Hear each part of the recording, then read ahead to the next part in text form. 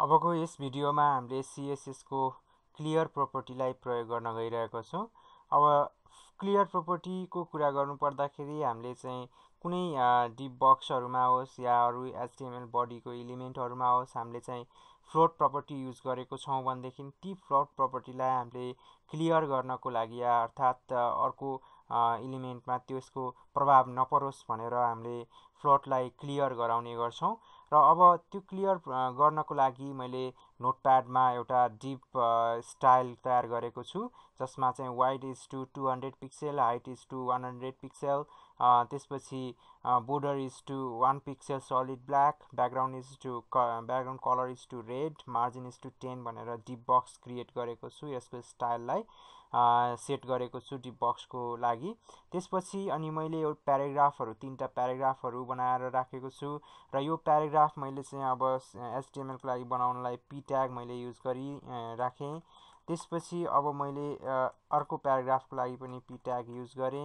अब यहाँ /p गरेर यसलाई क्लोजिङ गर्दिन्छु। नेक्स्ट प्याराग्राफको लागि पनि p ट्याग युज गरे। त्यसपछि यो प्याराग्राफको लागि पनि p ट्याग मैले क्लोज गर्दिन्छु। अब त्यसपछि मैले यसलाई चाहिँ सेभ गर्न जान्छु। यसलाई सेभ गर्दाखेरि फाइल मेनुमा क्लिक गरेर सेभ एज मा गए।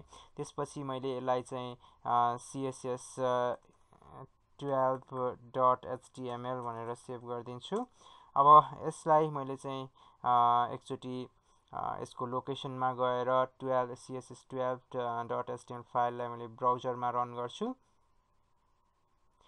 अब हामीले चाहिँ यहाँ हेर्न सक्छौं डिप चाहिँ यहाँ माथि आएको छ र त्यसपछि अरु प्याराग्राफहरु तल आएको छ।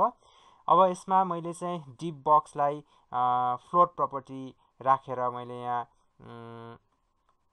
ब्राउजरलाई रिलोड गर्न जान्छु। यसमा float फ्लोट इज टु गरेर left लेफ्ट भनेर भ्यालु राखिदिए।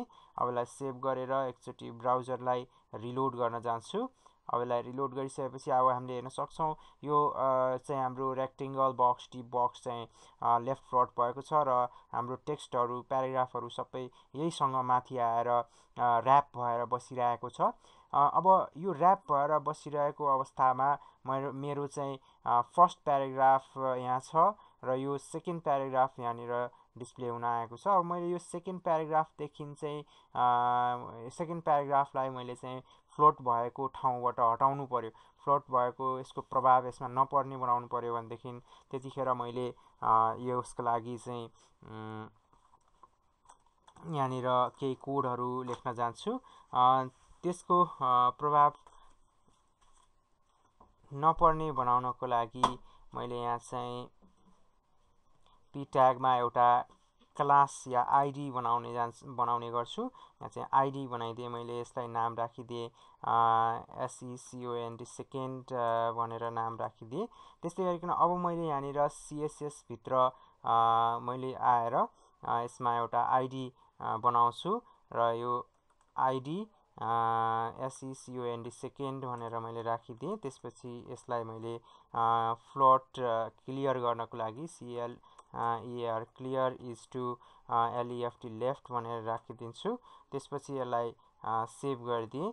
अब मैले यसलाई ब्राउजर ओपन गरेर ब्राउजरलाई मैले रिलोड गर्दिन्छु। अब यहाँ हेर्न सक्छौं हाम्रो चाहिँ सेकेन्ड प्याराग्राफ चाहिँ फ्लोटबाट प्रभाव भएन र यो तल नै आएर बसिरहेको छ। यसरी चाहिँ हामीले कुनै पनि के रे एलिमेन्टमा यदि फ्लोट प्रोपर्टी लगाएको छौं भनेदेखि त्यसको प्रभाव अर्को नेक्स्ट एलिमेन्टहरुमा पनि परिरहेको हुन्छ। त्यसले गर्दाखेरि अब त्यो अरु पछिल्लो एलिमेन्टहरुमा चाहिँ त्यो लेफ्ट फ्लोटको प्रभाव नपरोस् भनेर त्यसलाई हामीले चाहिँ क्लियर गराएर राख्ने गर्छौं। यो तरिकाले हामीले चाहिँ क्लियर प्रोपर्टीलाई युज गर्न सक्छौं। यसरी हामीले चाहिँ क्लियर प्रोपर्टीको बारेमा यस भिडियोमा जानकारी हासिल गर्यौं र यो कुरा सिक्यौं। हामीले फ्लोट प्रोपर्टी युज गरेको छ भनेदेखि त्यसपछि हामीले त्यसको अरु एलिमेन्ट त्यसपछि आउने एलिमेन्टहरुलाई चाहिँ फ्लोट प्रोपर्टी क्लियर गर्नको लागि प्रयोग गरिँदो रहेछ क्लियर प्रोपर्टी भन्ने कुरा सिक्यौं। यसरी अब हामीले चाहिँ CSS मा भन्नु पर्दाखेरि हाम्रो CSS1 को सबै कुराहरु हामीले चाहिँ यसरी फिनिश गरेको छौं, समाप्त गरेको छौं। अब त्यसपछि हामीले चाहिँ CSS2 को बारेमा केही कुराहरु सिक्न जाने छौं र यो चाहिँ अब अर्को भिडियोमा हामीले सबै कुराहरू सिक्दै गर्नेछौँ।